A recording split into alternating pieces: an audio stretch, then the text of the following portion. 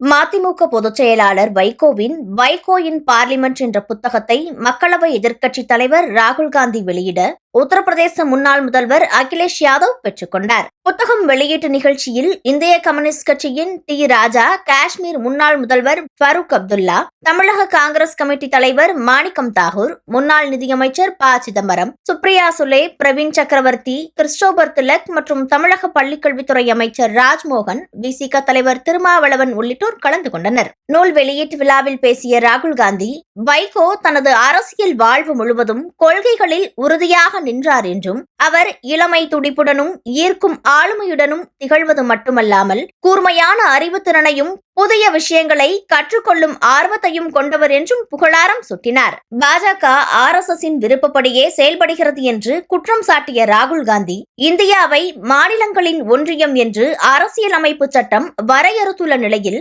பாஜக ஒரே மொழி, ஒரே கலாச்சாரம், ஒரே தேசம் என்ற கொள்கையை முன்னிறுத்துவதாக குற்றம் சாட்டினார்.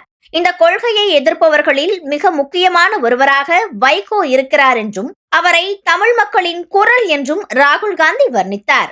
மதிமுக பொதுச் செயலாளர் வைகோ பேசுகையில், ராகுல்காந்தி நாட்டின் வருங்கால பிரதமர் என்றும், முதலமைச்சர் விஜய் தமிழ்நாட்டிலிருந்து ஊழலை ஒழித்துள்ளார் என்றும் தெரிவித்தார். குளிர்காலத்தில் கூட வைகோவின் பெயரை சொன்னாலே நாடாளுமன்றமே வியர்த்து போகும் என்று அமைச்சர் ராஜ்மோகன் வைகோவை பாராட்டினார்.